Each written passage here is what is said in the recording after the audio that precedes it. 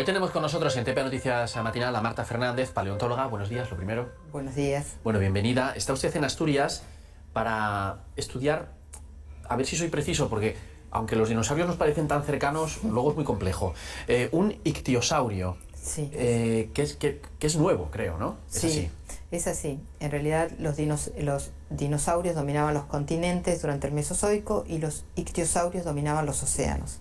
Estos animales no eran dinosaurios, sino que eran los reyes de los océanos y los mares en la época que los continentes estaban en otra disposición, y estos mares de Asturias han dado un ejemplar muy interesante para su estudio. Bueno, está usted matizando bien. No son dinosaurios los ictiosaurios. No, son un grupo que dominaban los océanos. Es como hablar hoy de los mamíferos y hablar de las orcas o tiburones, y en los continentes otros grupos. Y estamos viendo ya algunas imágenes de algunos de estos ictiosaurios. ¿Estamos hablando de animales, eran muy grandes? Tenían tamaños muy variables. Había las especies, la que estamos estudiando ahora, suponemos que tenía entre 1,5 metros aproximadamente, hasta formas que llegaron a 15 metros. Realmente eran criaturas muy diversas y muy apasionantes, únicas, porque eran lagartos que habían transformado su cuerpo en forma de un pez. Mire, esta es, no sé si es lo correcto decirlo, una especie nueva o tiene novedades. ¿En qué se diferencia de los anteriores? Este nuevo ejemplar que estamos estudiando es muy interesante porque años atrás, creo que en 2015, 2016, habíamos descrito, el equipo científico del MUJA había descubierto otro ictiosaurio que había estudiado, del que gentilmente me invitaron a participar de su estudio, y el que encontraron ahora es totalmente diferente al otro, pero lo más interesante es que vivieron en el mismo tiempo. Quiere decir que estas costas de Asturias, hace 190 millones de años, albergaban una muy diversa fauna de todas estas criaturas, porque en un espacio reducido y en un intervalo de tiempo muy acotado encontramos dos formas, pero totalmente diferentes. Una, esta que estamos estudiando, era más pequeña, suponemos que comía presas más duras por la dentición, en tanto que la otra era de mayor tamaño, podría alcanzar hasta los 3 metros, y se alimentaba de otro tipo diferente. Quiere decir que ese ecosistema era muy rico y muy variable. Y de esa misma antigüedad también, hace tiempo atrás en MUJA, también el equipo científico del doctor García Ramos y Laura Piñuela habían encontrado un plesiosaurio, o sea, plesiosaurios, ictiosaurios de una clase e ictiosaurios de otra. Y este pequeño, el más chiquito que estamos estudiando ahora, de 1,5 metros, concita mucho interés porque estamos viendo como claves muy particulares.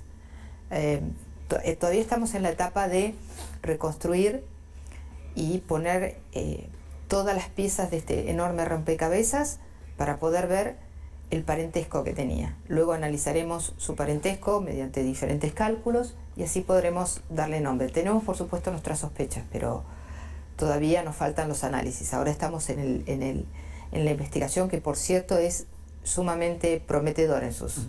¿Por dónde van esas sospechas? No sé si puede decirlo. Esas sospechas van porque es una forma muy afín a una descrita hace algunos años en las costas del sur de Inglaterra, y que es muy rara.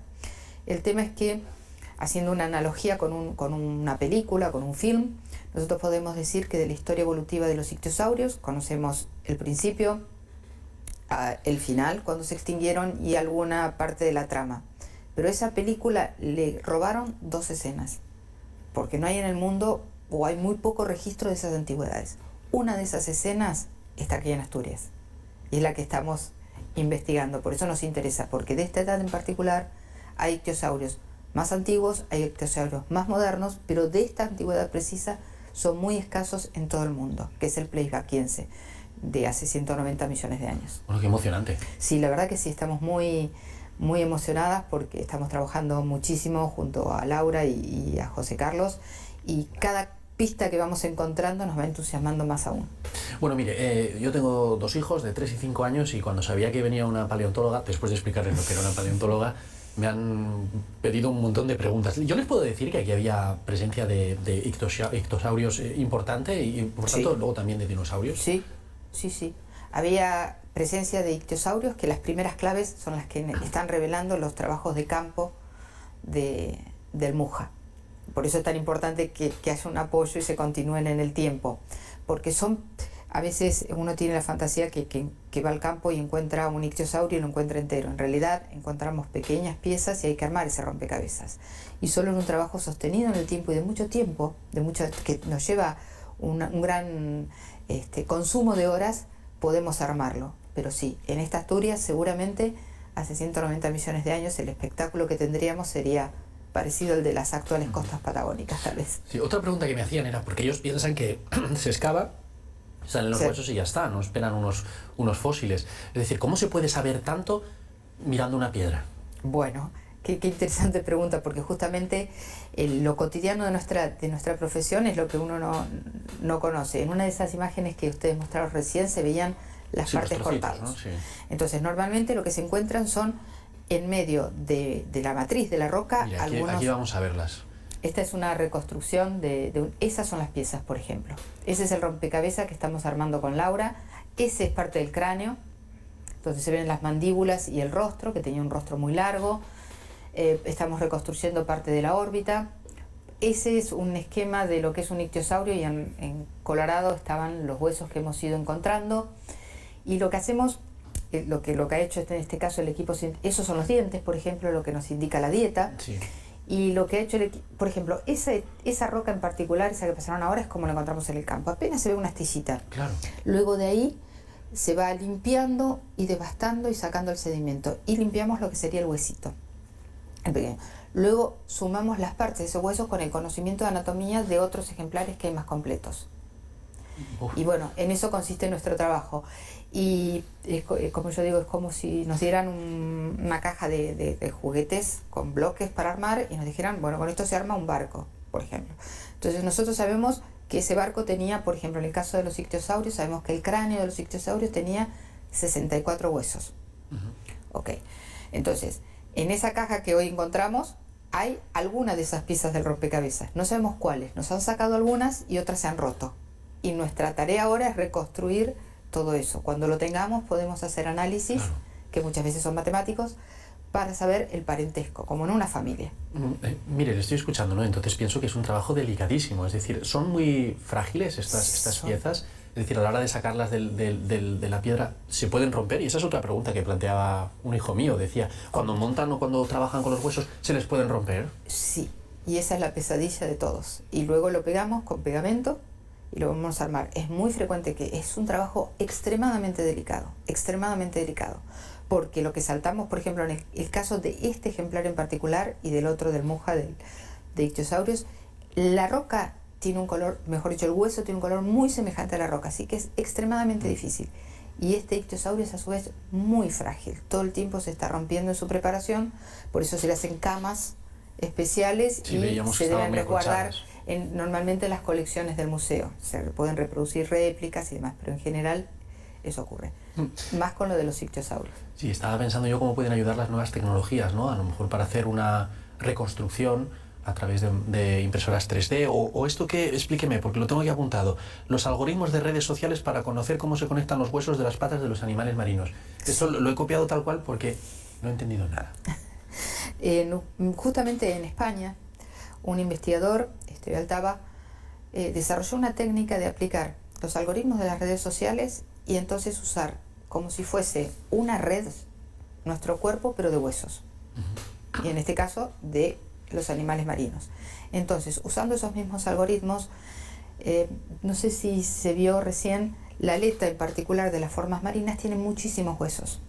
La nuestra tiene poquitos. Pero nosotros podemos estudiar qué hueso se conecta con qué. Mira, estamos viendo otra vez las imágenes, no sé si quiere usted resaltar, claro, la aleta. La en las aletas, luego sale la recreación del esqueleto, ¿no?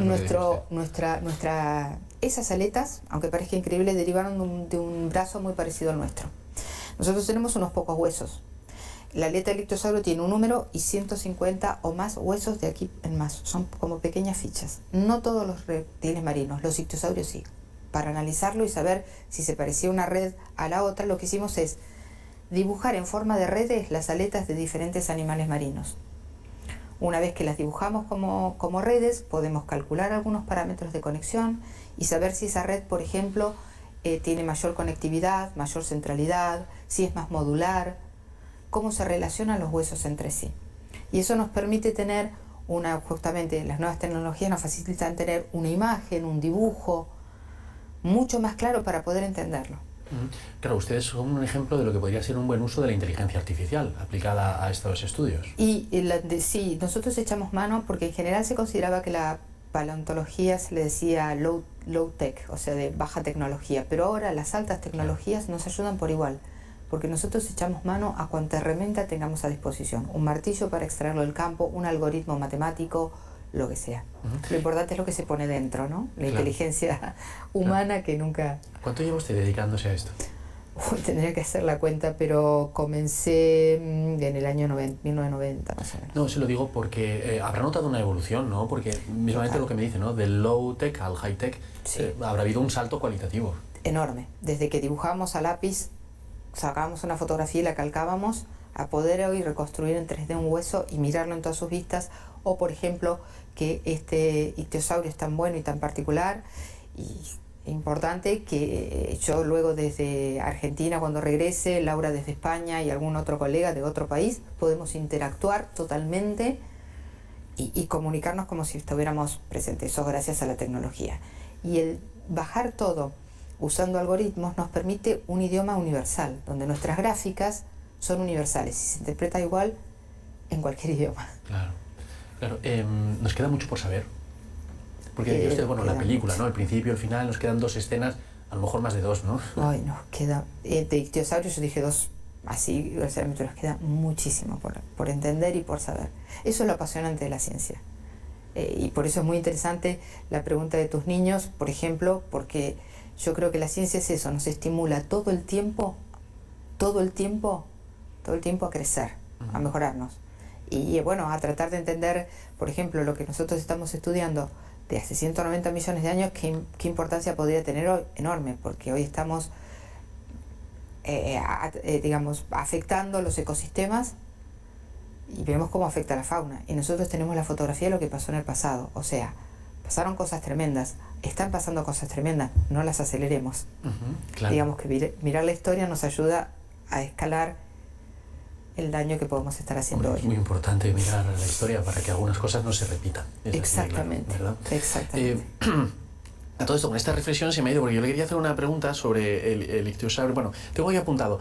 A lo mejor esto que le pregunto es una tontería, pero ¿hay algún animal actual, algún animal acuático que provenga del ictiosaurio? Bueno, no es una tontería eso. Es la pregunta. Lamentablemente, no.